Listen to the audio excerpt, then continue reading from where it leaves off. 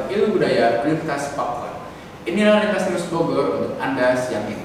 Bersama saya, Riko Setu Nugroho. Dan saya, Dewi Azahra. Dan langsung saja kami ajak Anda untuk melihat rangkuman berita-berita berikut ini. Dari kayak track recordnya atau misalkan dari CV-nya gitu, dari portofolionya dia sudah membuat apa dan bagaimana latar dia sebelumnya kayak gitu. Kalau misal untuk kepribadiannya memang yang seharusnya merangkup semua hal ya.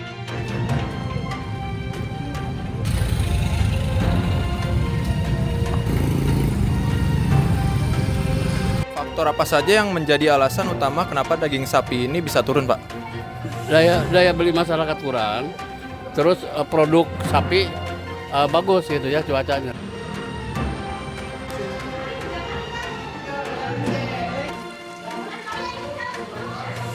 Berapa lama sekolah luar biasa ini didirikan? Kurang lebihnya udah 21 tahun.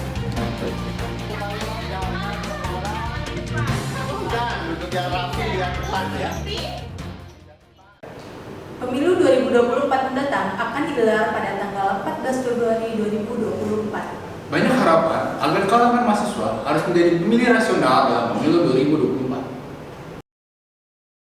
Pemuda memegang peran yang krusial dalam pemilu 2024 mendatang. Muhammad Firdaus Rizaldi, Ketua Beranda Affairs FISIP Universitas Pakuan Bogor, mengungkapkan profil pemimpin Indonesia masa depan adalah para tokoh bangsa dengan track record yang jelas.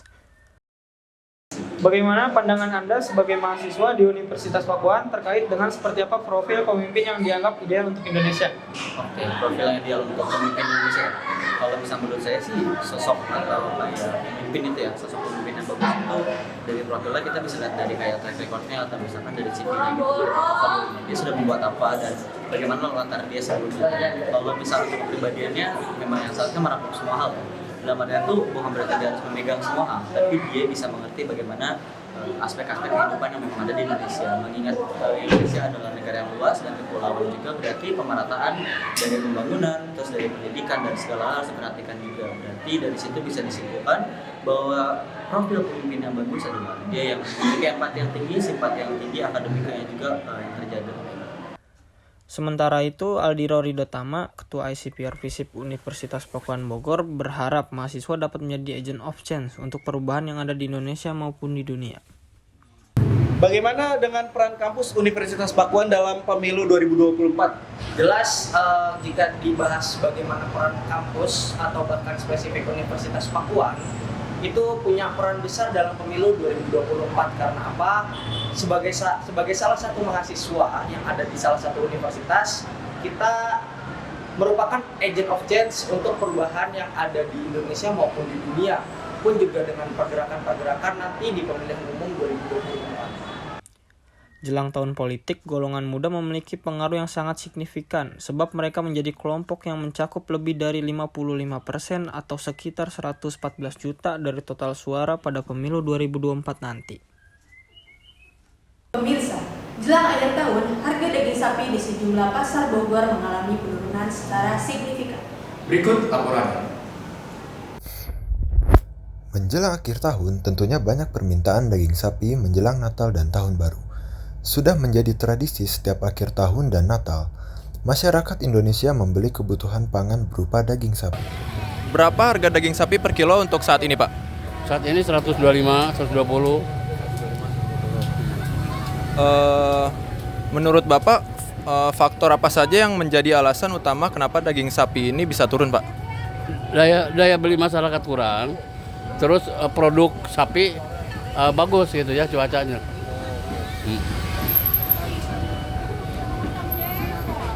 Oh ya, penurunan harga sapi ini apakah terus turun atau ada kenaikan sebelumnya, Pak? Waktu kenaikan sampai Lebaran ya puasa.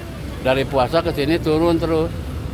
Kira-kira kenaikan itu harga sekilonya jadi berapa ya, Pak? Waktu Lebaran 140.000, sekarang kan 125, 120. Oke, Pak. Baik, Pak. Terima kasih. Penurunan daya beli masyarakat ini, menurut Adun juga mempengaruhi jumlah sapi. Kita ke berita lain. Sekolah luar biasa dirancang khusus untuk anak-anak berkebutuhan khusus. Semua sistem di sekolah luar biasa, mulai dari kurikulum, metode mengajar hingga fasilitasnya disiapkan secara khusus sesuai kebutuhan para siswa. Berikut liputannya untuk Anda.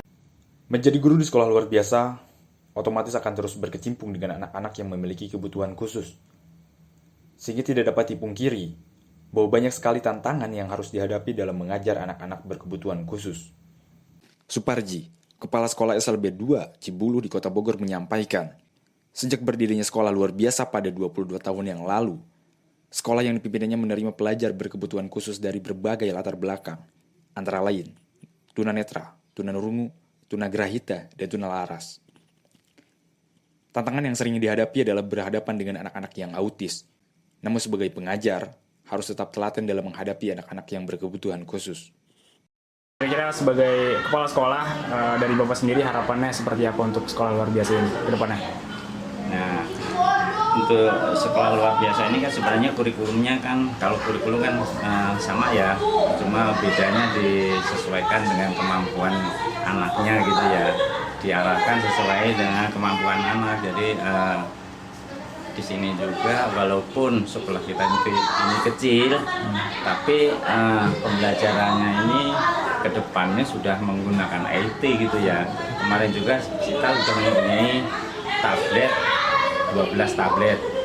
Karena di sini juga ada anak tunarungu ya, kalau anak tunarungu kan normal, jadi bisa pakai tablet. Tapi kalau untuk anak tunagrahita pun yang ringan itu bisa juga dipakai. Kemudian dalam pembelajaran juga di sini juga rencananya kita juga menggunakan IT gitu. Jadi lewat sini saya udah beli Infocus ada 3, karena kelasnya itu 5 kurang 2 lagi, mungkin tahun depan akan dianggarkan seperti itu. Ya, jadi untuk harapannya mudah-mudahan ke depannya mungkin sekolah ini bisa berbasis IT yang menggunakan teknologi yang lebih maju lah. Iya, jadi kalau lewat apa itu anak-anak itu lewat gambar, lewat IT gitu, anak-anak jadi pembelajaran itu menarik gitu. Jadi anaknya bisa cepat menerima gitu. Sementara itu, Nurul Aulia, wali kelas pada sekolah luar biasa Cibulu 2 Mekarsari mengatakan, cara menghadapi anak-anak berkebutuhan khusus itu berbeda-beda dan butuh kesabaran dalam mengajarnya. Bagaimana menurut Ibu cara mendidik anak berkebutuhan khusus? Caranya beda-beda per anak, karena kan kemampuannya juga beda-beda. Jadi setiap anak kita berikan pembelajaran sesuai dengan kemampuannya. Ya yang paling sulit yang sering dialami di sekolah ini tuh biasanya apa ya, Bu? Biasanya kalau yang sering dialami untuk kesulitan itu ABK majemuk, karena dia mengalami lebih dari satu kelainan atau kekhususan.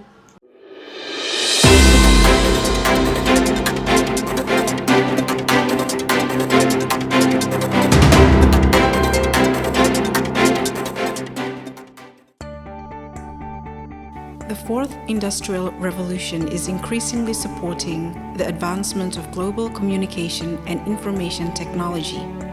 Its development must be accompanied by the ability and skills to adapt and take advantage of all opportunities within it.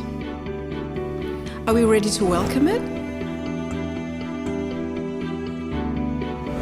The Faculty of Social Sciences and Humanities, Pakuan University, has always been a place to develop abilities and skills in the fields of language, literature, and communication. The Faculty of Social Sciences and Humanities, Pakuan University, accommodates 4 study programs with good prospects in the future, such as Indonesian Literature Study Program, English Literature Study Program,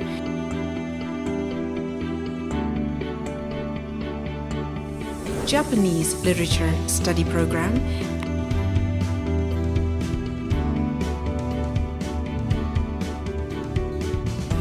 and Communications Sciences Study Program.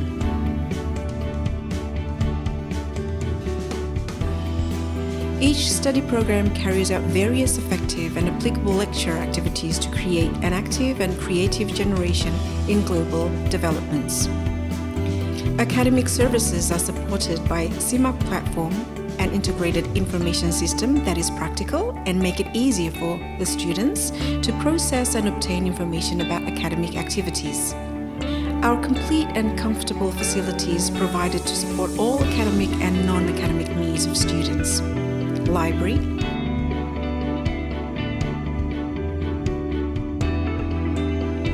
language laboratory, multimedia laboratory, broadcasting laboratory,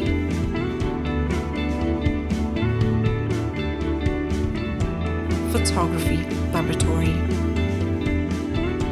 art laboratory, lectures room, academic services.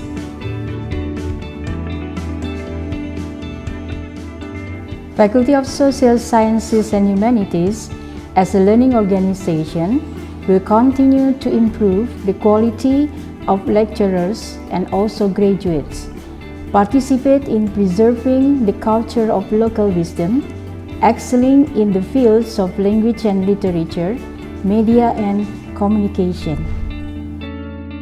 Along the way, our faculty students have won various achievements and appreciation in the academic and non-academic fields.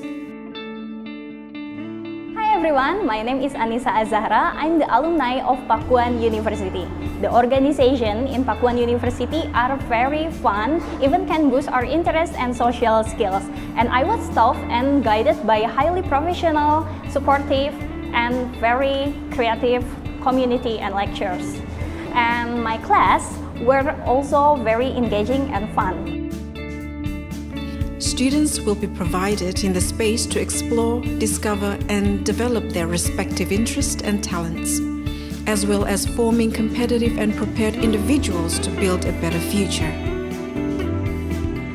The best generation to welcome the advancement of communication and information technology starts here. Let's be active, creative, and innovative people with the Faculty of Social Sciences and Humanities, Pakuan University.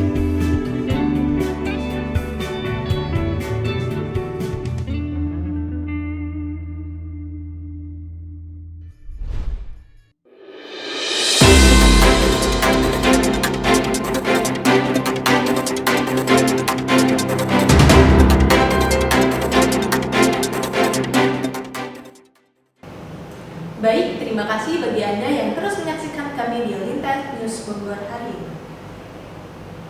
Kanker payudara menjadi jenis kanker dengan jumlah penderitanya paling banyak di Indonesia.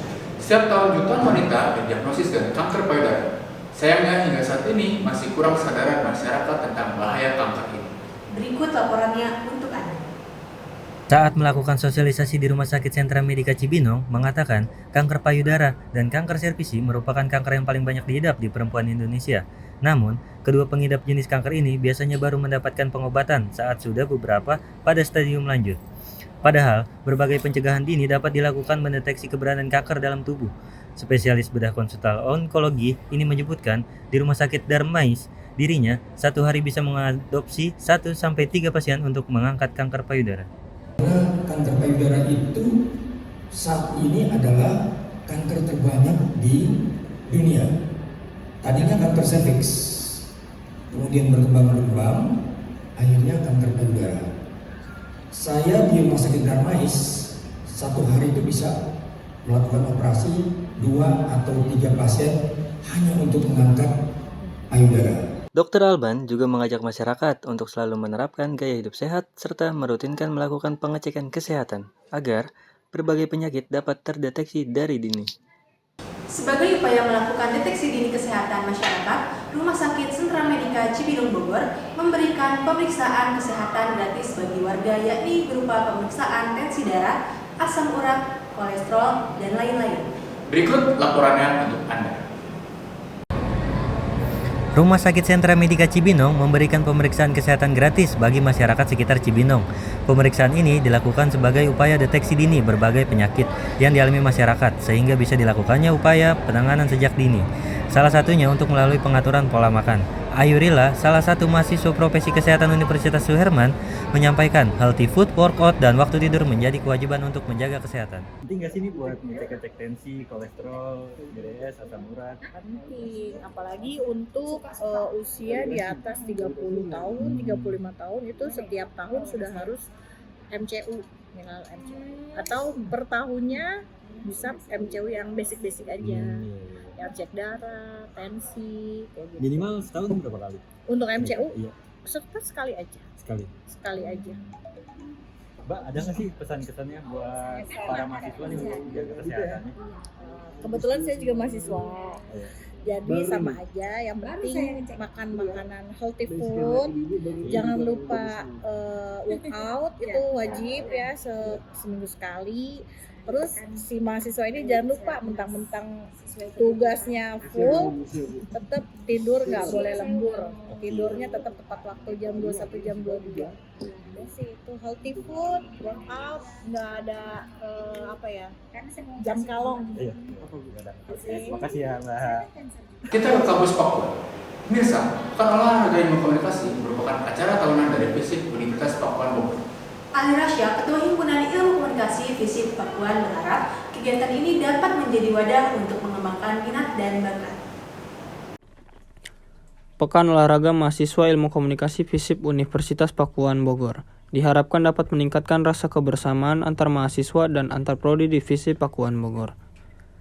Baik pemirsa, kali ini saya sudah bersama dengan Ketua Himpunan Mahasiswa Ali Rasya, di mana beliau menaungi acara Pekan Olahraga Ilmu Komunikasi 2023. Nah, di sini ada beberapa pertanyaan yang ingin saya tanyakan kepada Kak Ali Rasya.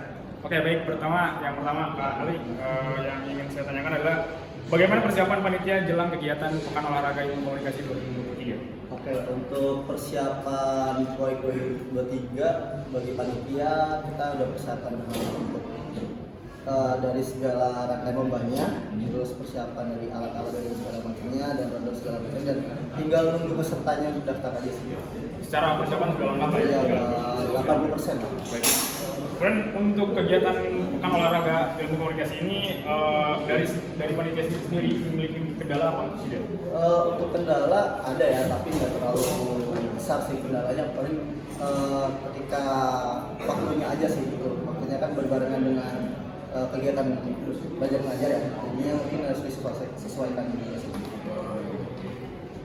Selanjutnya, POIK kali ini diisi dengan beberapa kegiatan apa aja sih?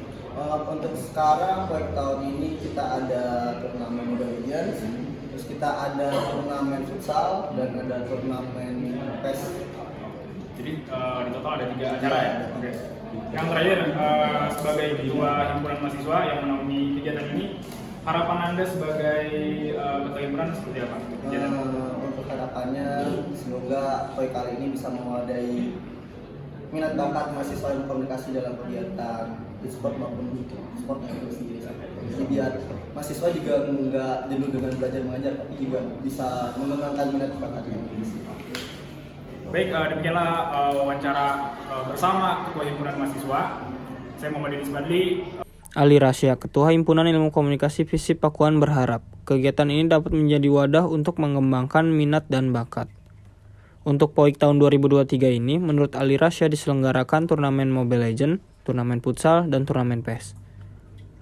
Sementara itu, Aditya Permana, salah satu peserta POIK, menyampaikan dirinya telah latihan terus dan berharap tahun ini bisa mendapatkan juara. Bagaimana persiapan Anda mengikuti POIK Mobile Legends? Yang udah pasti sih kita latihan terus ya. Udah pasti itu sih, latihan terus. Istirahat kita harus cukup. Persiapan yang matang juga dari mental. Kenapa lebih memilih Mobile Legends ketimbang game lain?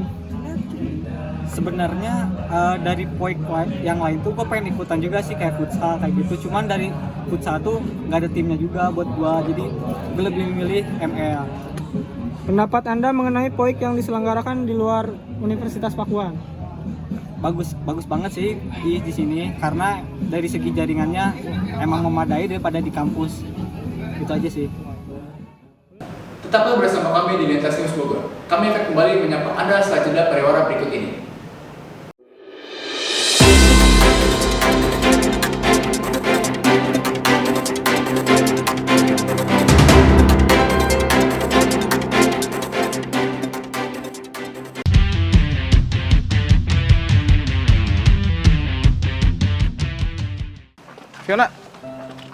kamu gitu sih, Fiona?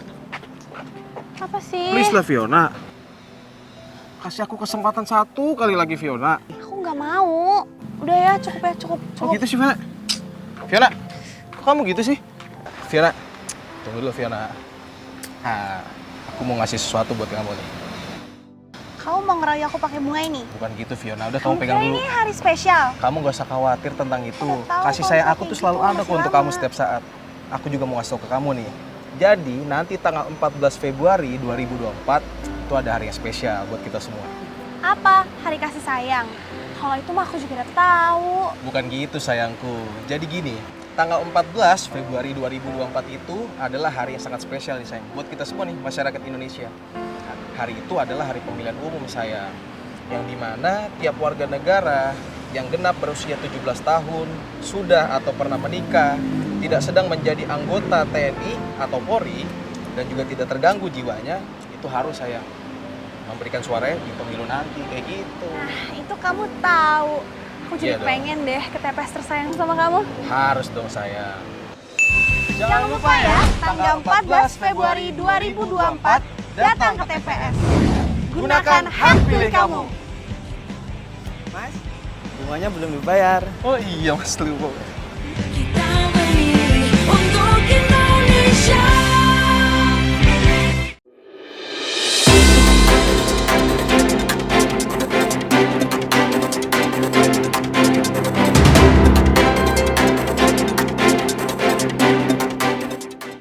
Pemirsa, Pusat Pencaksilat Aliran Cimande yang berlokasi di Kabupaten Kolot, Desa Cimande, Kecamatan Caringin, Kabupaten Bogor, terus memelihara dan mengembangkan warisan budaya leluhur yang berkaitan dengan seni pencaksilat Cimande. Catur Kuncoro akan menghantarkan beritanya untuk Anda. Halo pemirsa, sekarang saya sudah berada di Padepokan PPS Aceh, yaitu Pusat Pencaksilat Aliran Cimande. Seperti yang Anda lihat, di belakang saya sudah banyak terdapat para pesilat yang sudah melakukan latihan rutin setiap hari minggunya. Mau tahu keseruannya seperti apa? Mari kita lihat.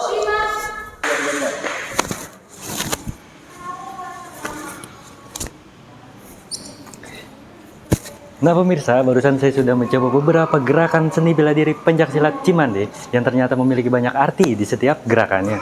Dan mungkin juga memiliki banyak sejarah yang menarik di balik semua ini. Mari kita tanyakan kepada sang pelatihnya. Nah pemirsa, sekarang saya sudah bersama sang pelatih silat Cimande yang dikenal sebagai Teh Ajan. Halo Teh Ajan, selamat siang. Saya ingin menanyakan beberapa pertanyaan nih Teh untuk pencaksilat ini. Yang pertama, sudah berapa lama sih Teh berdirinya pencaksilat ini? Kalau Padepokan ini sendiri berdiri sudah hampir 32 tahun.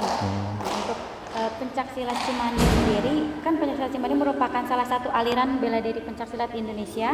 Nah, untuk pencaksilat Cimande sendiri merupakan aliran pencaksilat tertua kedua setelah silat Padang di Indonesia.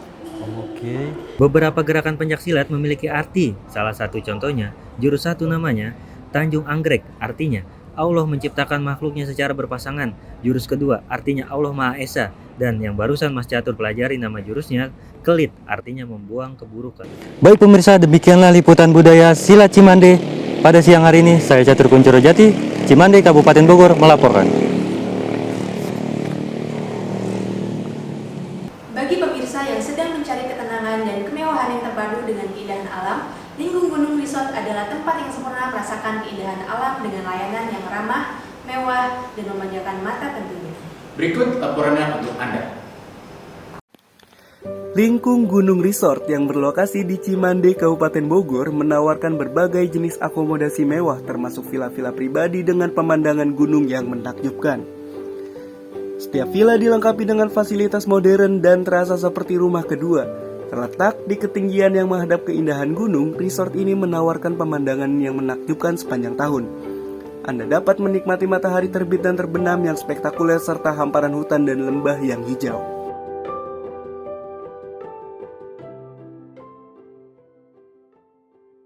Apa yang menjadi daya tarik tempat wisata ini? Daya tarik kita itu pas banget, di daerah kita itu sangat-sangat pas ya. Di samping sebelah kiri kita bisa ngeliat Gunung Gede Pangrango. Jadi sekitaran situ kita bisa melihat bukit, bisa ngeliat gunung, dan di sebelah kanan kita itu pas banget bisa ngeliat Gunung Salak gitu. Vinda Fikri, unit marketing Lingkung Gunung Resort menyampaikan Lingkung Gunung memiliki daya tarik tersendiri karena bisa melihat keindahan Gunung Gede Pangrango dan Gunung Salak. Untuk para petualang, resort ini juga menawarkan berbagai kegiatan outdoor seperti trekking, berkuda, dan bersepeda gunung. Dan Anda dapat menjelajahi keindahan alam sekitar resort dengan pemandu yang berpengalaman.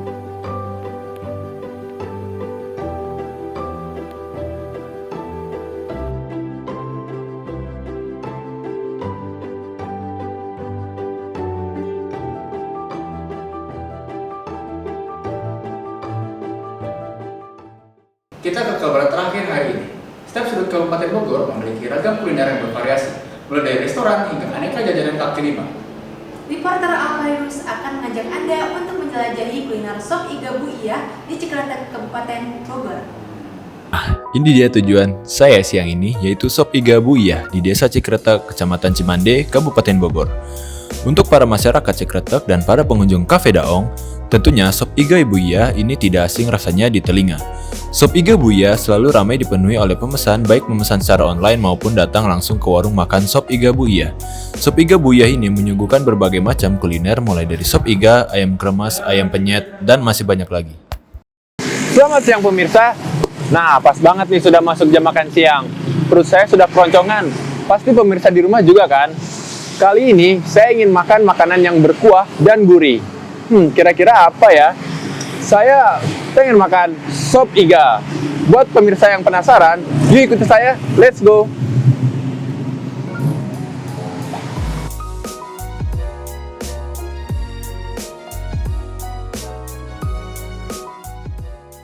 Baik pemirsa, di depan saya sudah ada dua menu utama dari sop iga Bu Iya. Yang pertama ada ayam kremes dan sop iganya.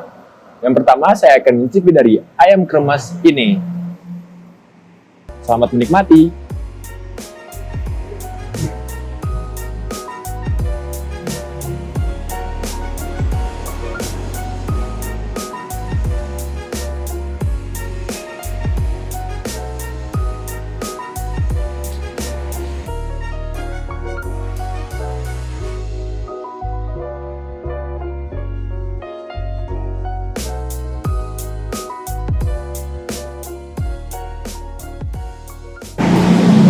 Oke pemirsa, menurut saya daging ayam yang lembut dan bumbu hingga meresap ke dalam dipadukan dengan kremesnya yang crispy ditambah dengan lalapan dan sambal yang segar menambah ayam kremes ini sangat nikmat untuk disantap di siang hari. Oke, next kita akan menuju ke sop iganya.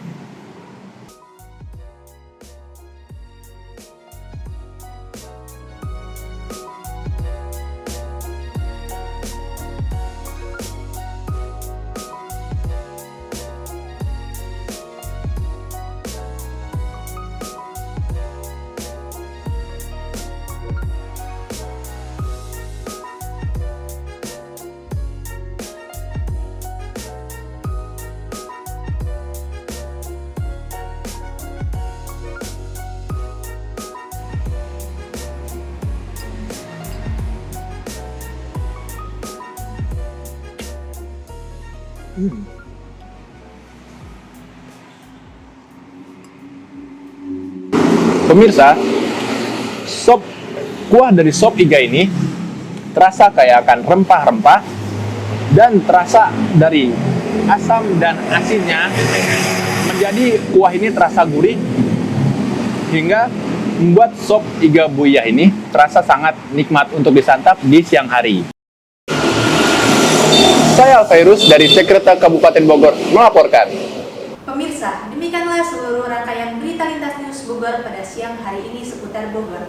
Telah kami hadirkan untuk Anda, saya Dewi Azhara. Dan saya Ribas Nugroho. Terima kasih, kami pamit undur diri. Terimalah salam unggul, mandiri, dan berkarakter, dan sampai jumpa.